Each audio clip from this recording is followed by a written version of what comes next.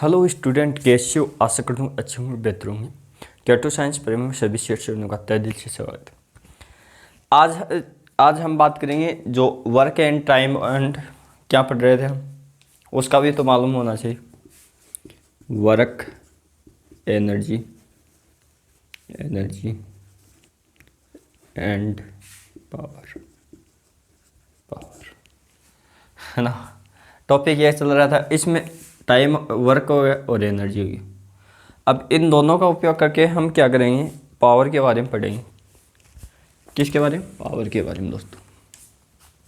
अब पावर से क्वेश्चन किस हिसाब से आते हैं, किस हिसाब से नहीं आते, उनकी भी चर्चा इसी में करेंगे। पावर यानी शक्ति।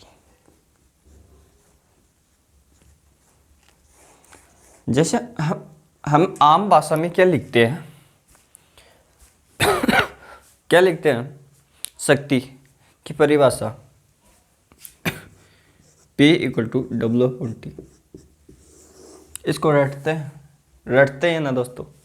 ये कार्य होगा, कार्य, ये समय होगा, समय यानी W को कार्य से दर्शाए, समय T से दर्शाए।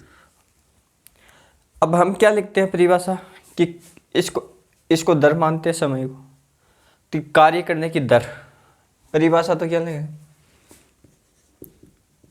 कार्य करने की दर, यानी किसी कार्य करने की दर को क्या, किसी कार्य करने की दर को शक्ति कहते हैं।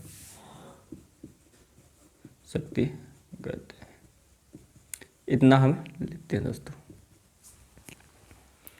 अब परिभाषा एकदम सही है, याद हो गई आपको, लेकिन हमको क्या सोचना, हमको ये सोचना है कि मान लो हमने P = W/T, P को पावर शक्ति मान रहे हैं, तो P को एक बार पैसा मानो, पैसे, ठीक।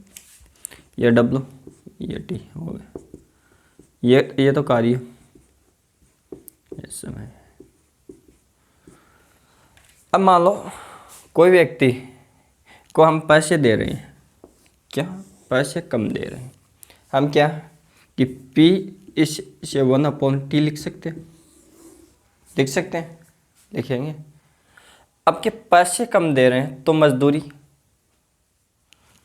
पावर, यानी पैसे कम ज़्यादा दे रहे हैं तो समय कम लगे, यानी उल्टा हो जाएगा। और पैसे कम दे रहे हैं, मान लो पैसे कम दे रहे हैं तो समय बढ़ जाएगा, यानी एक दूसरे का युद्ध करना। और पैसे ज़्यादा देंगे तो जल्दी काम हो जाएगा, है ना। यही तो है। तो अब आपको क्या बोलने की दिक्कत नहीं होगी इसमें कि आपको वहाँ पर कि कार्य क्या होता है, यानी कार्य, सॉरी, शक्ति क्या होती है, ये होती है। अब कार्य का मात्रक हमने क्या पढ़ा? जूल। लिखो। समय का मात्रक ऐसा मात्रक सेकंड होता है, उसको भी लिखो, सेकंड। लिखा दोस्तों। ये जूल बटा सेकंड होता है ना, जूल बटा सेकंड। इसको क्या बोलते हैं हम? इसको हम वोल्ट बोलते हैं, वोल्ट। क्या बोलते हैं? वोल्ट। अब मान लो एक जूल ले लिया कार्य, इसको। अब रेलवे में क्वेश्चन क्या पूछा कि 1 जूल क्वेश्चन मार्क था, और ऑप्शन में क्या 1 जूल गुणा, सॉरी यहाँ वोल्ट, इसको वज्र गुणा किया था, वोल्ट गुणा सेकंड। और भी ऑप्शन देखा है, जूल गुणा कुछ ऐसे, अर्ग गुणा सेकंड, अर्ग गुणा अर्ग, ऐसे ऑप्शन बना के दे रखा था। उसका राइट ऑप्शन RRB ने ये माना था, और ये क्वेश्चन यहाँ से आया था दोस्तों। अब हम इस वोल्ट को जैसे हम नापते हैं तो वोल्टेज हमारे मीटर में आते हैं, तो वो क्या गैरोली मीटर होता है दोस्तों। क्या होता है गैरोली मीटर। शक्ति का मात्रक जूल हो गया। अब क्या ऊर्जा का स्थानांतरण उच्च दरों को किलोवाट में, यानी ऊर्जा स्थानांतरण की उच्च दर को किलोवाट, किलोवाट वो कहता है 1000 वोल्ट, यानी ऐसे लिखो ऊर्जा के उच्च स्थानांतरण की दर को किलोवाट में व्यक्त करते हैं। किस में? किलोवाट में दोस्तों हम व्यक्त कर देंगे। अब यहाँ पर किलोवाट से भी काम नहीं चलेगा, तो हमें जैसे घरों में, जैसे हमारे घरों में यूनिट आती है, ये याद रखना, ये इम्पोर्टेंट है, ये लाइन लिख भी लेना। अब घर हो, ये जैसे घर हो, ये घरों में, उद्योगों में, यानी छोटे छोटे उद्योग होते हैं। जैसे आप जानते हो उद्योग क्या क्या चीज़ होती है, छोटे छोटे कारखाने, उनमें क्या नापते हैं?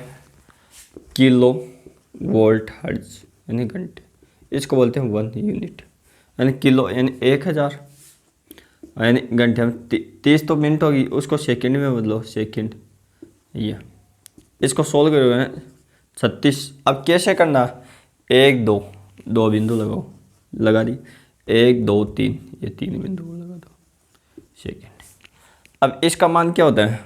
1 किलो हर्ट्ज, यानी 3.6 टू 10⁶ से। अब क्या लिखो? जूल, ये इसका मान होता है। अब मान लो बड़े टरबाइन चलते हैं, जो हमारे विद्युत उत्पादन के केंद्र होते हैं, उसको बड़े पैमाने मापेंगे विद्युत को, जहाँ मेगा इलेक्ट्रोवोल्ट, 1 किलो वोल्ट, यानी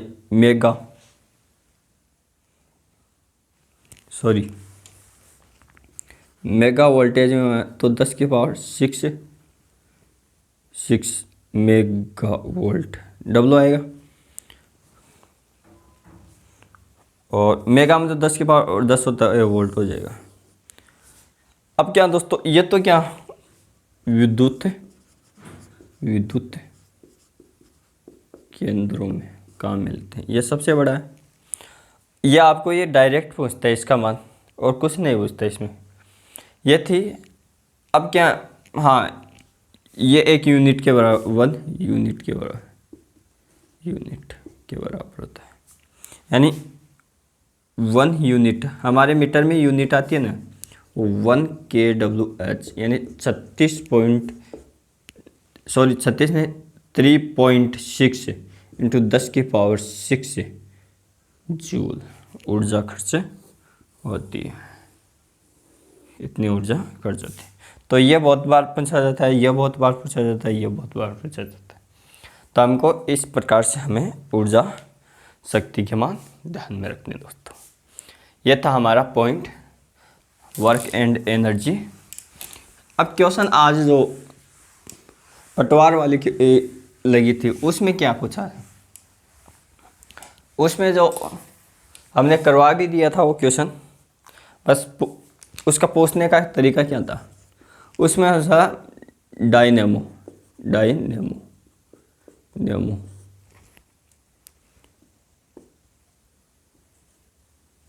एक ऐसी युक्ति है, यानी डायनेमो एक ऐसी युक्ति है। उसमें ऑप्शन बना के दे दिए हैं इसे आपने।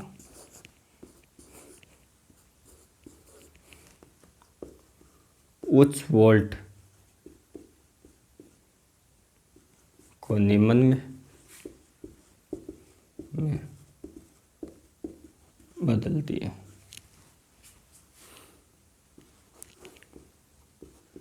विद्युत को यांत्रिक ऊर्जा में, यांत्रिक ऊर्जा को विद्युत ऊर्जा में कोई नहीं, यानी इनमें से कोई नहीं। तो हमने क्या पढ़ा कि डायनेमो प्रभाव हमने जानते हम। तो वो क्या करता है, वो क्या है, जो यांत्रिक ऊर्जा होती है, यांत्रिक ऊर्जा को किस में चेंज किया, विद्युत ऊर्जा में, ये सीधा सा क्वेश्चन था। ऊर्जा से क्वेश्चन ऐसे ही आएंगे, लेकिन इंपॉर्टेंट पॉइंट बहुत बार पूछते हैं।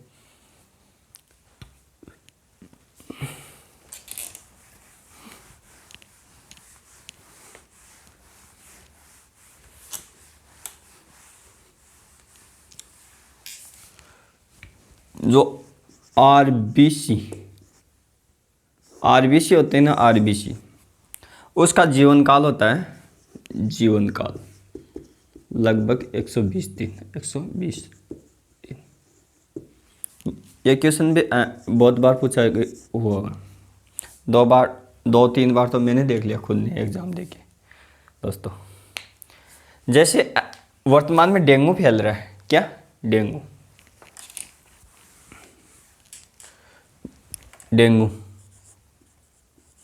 ऐसे लिखता ना, डेंगू। आपको पता है यह एक बुखार है, यह एक प्रकार की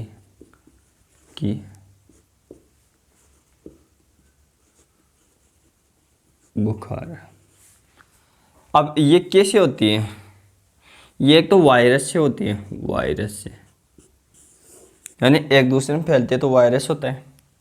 और जो हमारे घर में मच्छर पाए जाते हैं, अब एक तो जो मादा एडिज मच्छर होते हैं, मादा एडिज मच्छर के काटने के द्वारा, यानी मादा एडिज मच्छर काटते हैं ना, उसके द्वारा ये हमारे हो जाते हैं। तो ऐसे क्वेश्चन आपको आने चाहिए, क्योंकि एग्जामिनर का ध्यान लगभग वर्तमान पे होता है और वर्तमान से क्वेश्चन उठाता है वो।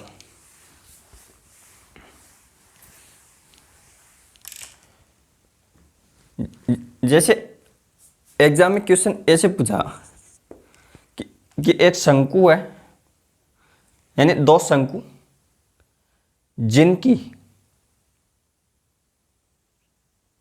त्रिज्याओं का अनुपात, यानी जिनकी त्रिज्याओं का अनुपात 1:2 था। ठीक है दोस्त, अब शंकु की त्रिज्याओं का अनुपात 1:2 है, तो ऊंचाइयों का अनुपात पूछा था। क्या पूछा था, इनकी ऊंचाइयों का अनुपात। आपको पता 1/3 पाई आर स्क्वायर एच, ये क्या होता है, यानी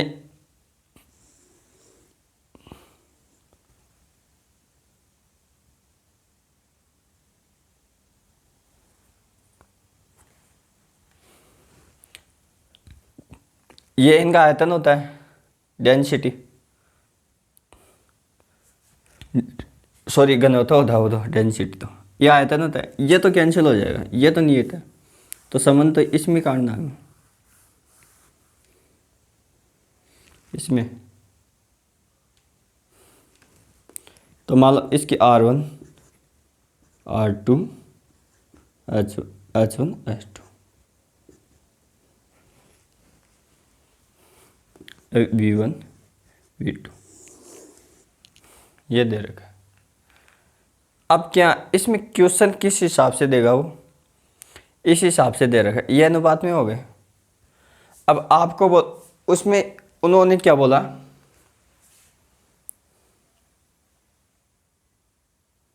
हाँ, कि एक शंकु है, उसकी त्रिज्या, उसका आयतनों का अनुपात कितना है, इतना है, दे रखा है। मान लो 1:4 मान लो, रटना नहीं, 1:4 आयतनों का अनुपात है और क्या त्रिज्या बराबर है, क्या त्रिज्या बराबर, तो ये कैंसिल हो जाएगी। और आपको पूछ लिया क्या ऊंचाई का अनुपात, तब तो चेंज नहीं होगा, लेकिन क्वेश्चन की लैंग्वेज घुमाएगा तब वो चेंज होगा। तो वो क्वेश्चन आपको ध्यान से पढ़ना है। क्या पढ़ना है क्वेश्चन, ध्यान से पढ़ना है। एक क्वेश्चन ये था कि आयत का परिमाप, आयत का परिमाप कितना था, 480 सेंटीमीटर, यानी आयत का परिमाप 480 सेंटीमीटर था, तथा लंबाई तथा चौड़ाई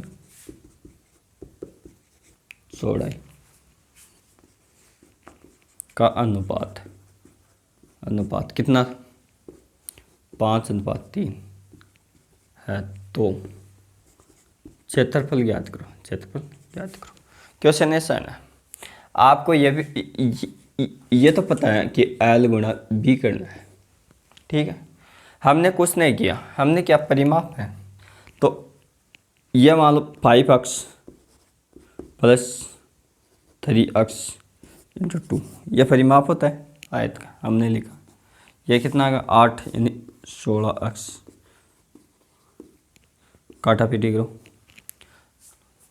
16 × 3 = 48 यानी 10, ठीक है दोस्तों। यानी ये 50 हो गया, ये 30 हो गया। क्षेत्रफल पूछा है 1500 सेंटीमीटर, ऐसे निकाल लेना है आपको। क्वेश्चन की लैंग्वेज पकड़ो और क्वेश्चन निकालो दोस्तों।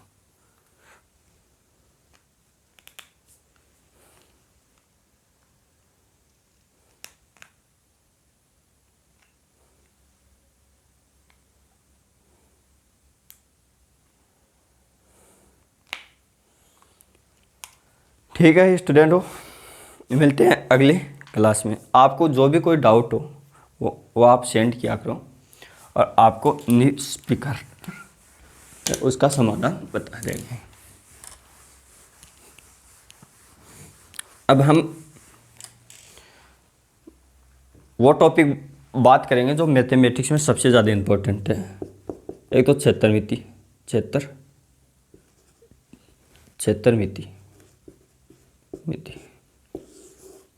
इसके बाद में सांख्यिकी आती है। सांख्यिकी क्वेश्चन यहाँ से बनते हैं सबसे ज़्यादा, क्षेत्रमिति, सांख्यिकी।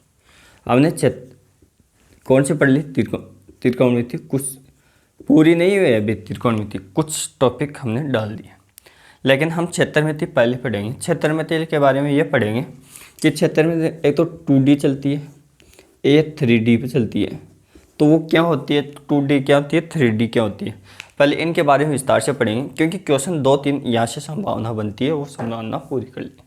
Thank you, all the best स्टूडेंटों, मिलते हैं अगली क्लास में।